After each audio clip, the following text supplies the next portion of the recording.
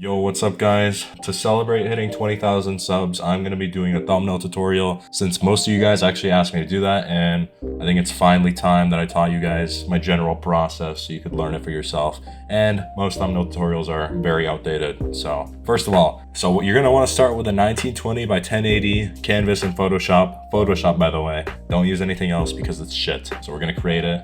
Then here we go. This is where we're gonna make our thumbnail. So first we're gonna make that black. And then second of all, paste your screenshot. We're gonna be making a Deimos thumbnail, guys. You're gonna wanna rotate your screenshot a little so it actually works. We're gonna be making not a generic thumbnail, so it's gonna be sort of unique. You could possibly make your own unique thumbnails. So first, you're gonna want the icon to be pretty visible in the thumbnail. And then next, you're going to want to make some text.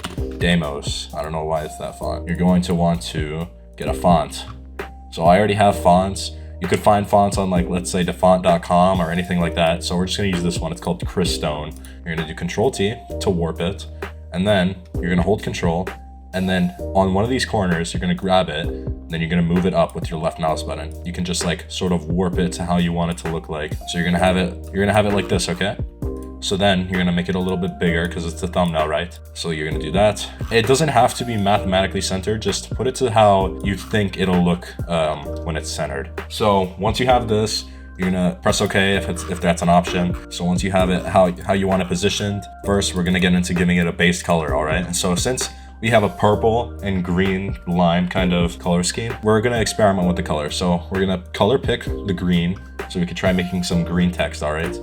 Then this is something I do sometimes in my thumbnails. So you copy the background, Control I, invert it, then Control U, go to the hue and saturation menu, turn it like this, then do that, Control L, all right? So you can go to levels, then do this, adjust the levels around, so you can get to something that will look kind of nice. Something that you can, so do that, right click this, all right? Right click the layer, go to create clipping mask, so then it goes onto your text, all right? Then what you're gonna wanna do. So once you're on here, go on this, create a gradient map, all right? You're gonna learn how to use a gradient map. So here, we're going to go here, use a nice purple color on the gradient map, all right?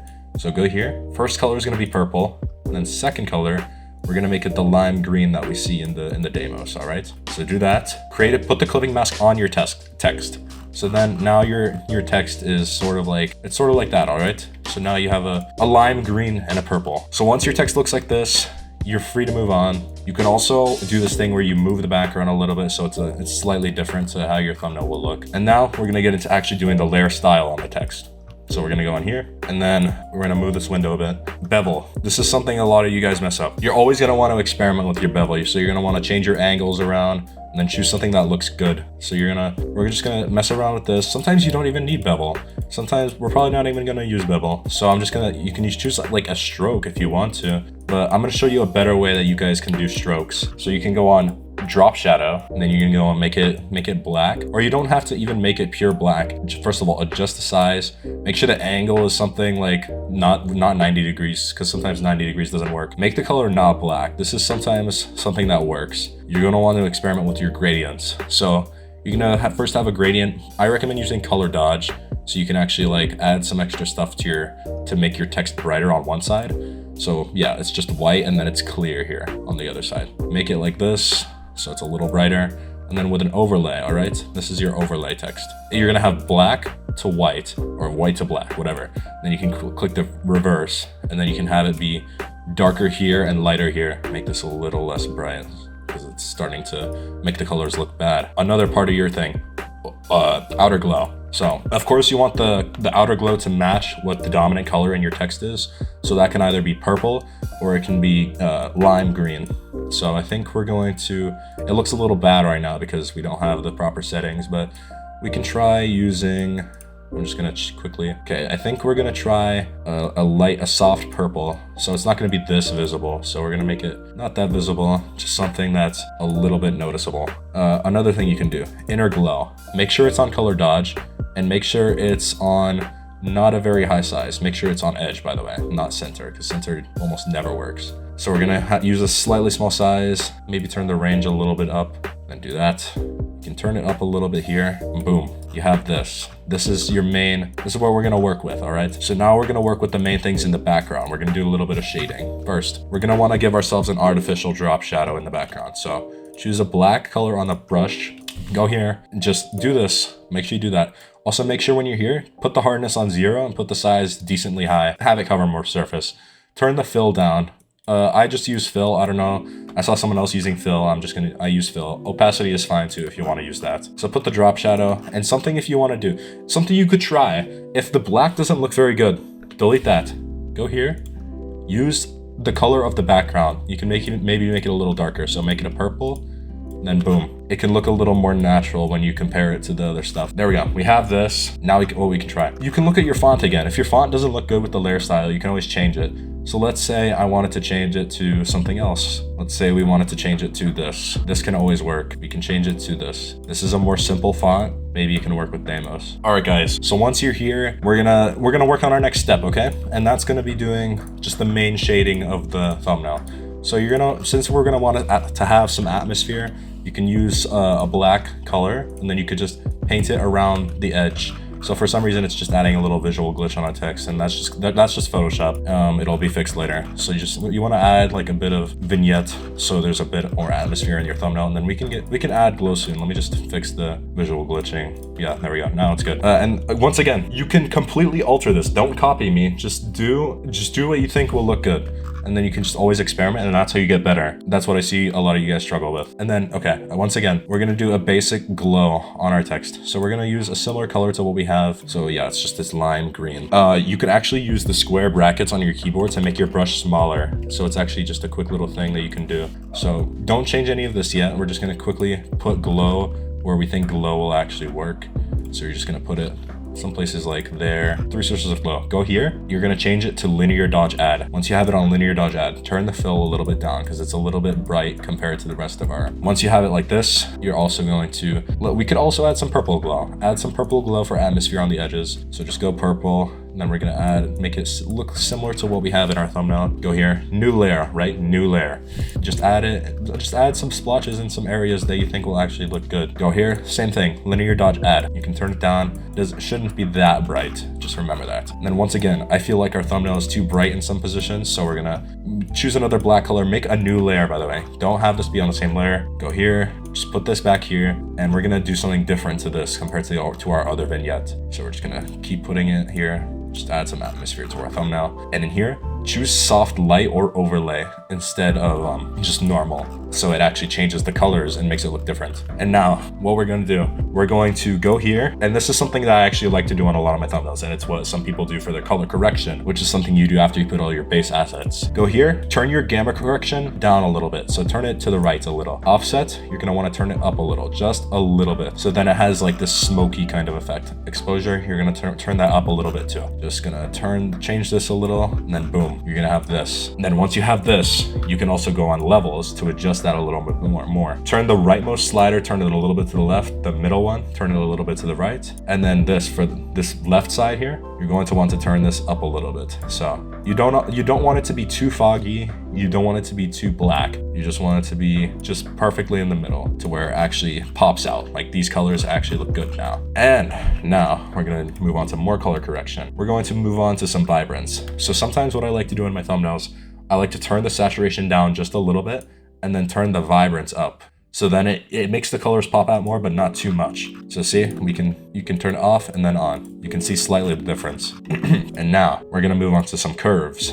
Curves can actually help make your thumbnail look very good. You just work with these, just don't change it too much. Make sure it's just a little bit, because that's what always works. And then also, if you find your thumbnail doesn't have enough contrast, something you could try instead of using contrast is using posterize. Posterize sort of like isolates the amount of colors or like brightness layers that can be used in your thumbnail. So you're just going to want to adjust this, and it can add this cool effect to your thumbnail. So you're going to want to not make it too low, not make it too high, because that barely changes anything.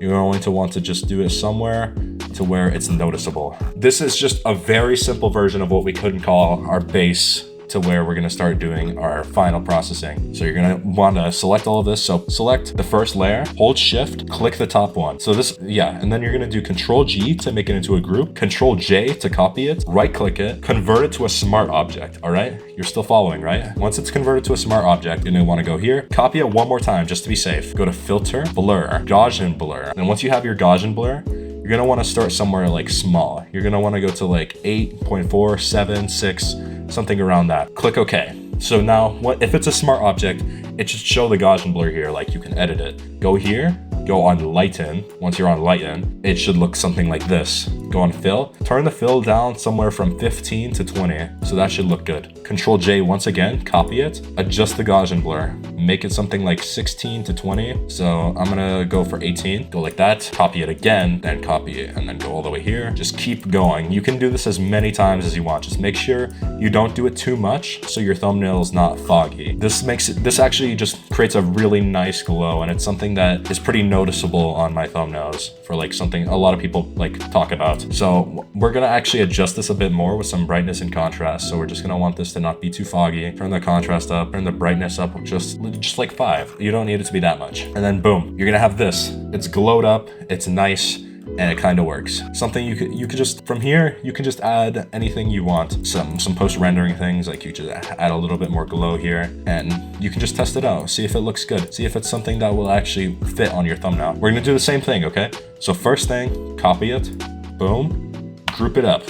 Copy the group, so it'll take a little bit of time to load. Convert it to a smart object again. And then once it's a smart object again, we're just gonna wait for that. And then here's where a big part of the thumbnail comes in. You're gonna want to always use camera raw filter. It makes your thumbnails look infinitely better. So we're gonna wait for this to load, and then once it's loaded, I will drag it on screen. So this is our thumbnail, all right? We're gonna this is just the menu where you can put anything you want on your thumbnail to make it look infinitely better. So first we're gonna start with contrast. We're just gonna quickly adjust some contrast a little bit more. You can honestly fiddle with these on any of these options. Just make sure it's not too strong and it's not too noticeable. So you're gonna turn your shadows down to make the shadows darker. Turn your whites up. You can also, these are very useful, texture and clarity. This is what makes a lot of the thumbnails pop. Like Kai Guy's thumbnails, any of those people's thumbnails, they use texture and clarity. Turn your texture up a little bit, turn your clarity a little bit up. There we go. You can just always adjust it. Vibrance, you can change that a little. Then you're gonna move on to the next menu, curve. We already did our curves, but you can always adjust this if you want.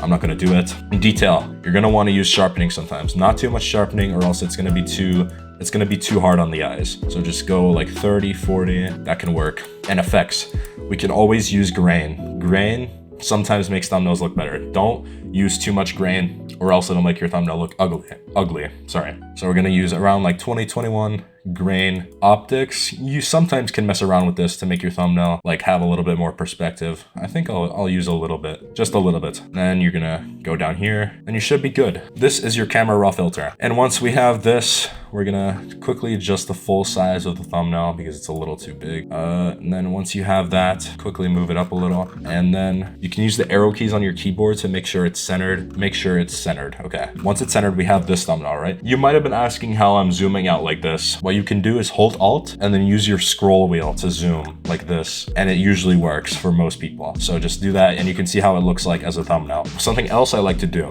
is if your thumbnail could use this, try it out. Control J, by the way, just to copy the layer. Right click, rasterize the layer. You're gonna wanna find a way to use this tool. The burn tool is something that you can use to just add some extra like color correction, some darkness to the edges and places that you want your thumbnail to look slightly darker to make the text actually pop out a little bit more. So I'm just gonna use a little bit of burn tool and then you can do this. It's not that different, all the difference makes the better. Also, you can use the dodge tool once you right click it. This will actually make your colors brighter and it'll make them pop a little bit more. So you can just, don't overuse it. You can just add it in certain areas to make it look good. You can even use it on the text if you want, but I don't recommend doing that. I'm gonna do it only in like maybe 2 spots. Actually, no, 1 spot, I'll do it. So just experiment. Always come up with your own ideas. And once you have this, copy it once more. And then you're gonna want to pull out this tool. You're gonna wanna pull out the smudge tool. You're gonna find this in your Photoshop. I'm not gonna tell you exactly how to get it, but it's pretty easy. You can find it in Photoshop. Make your brush a little bit bigger, use the square bracket keys, and then make sure your strength is not 100%. Make sure it's a little bit lower. Make sure it's something like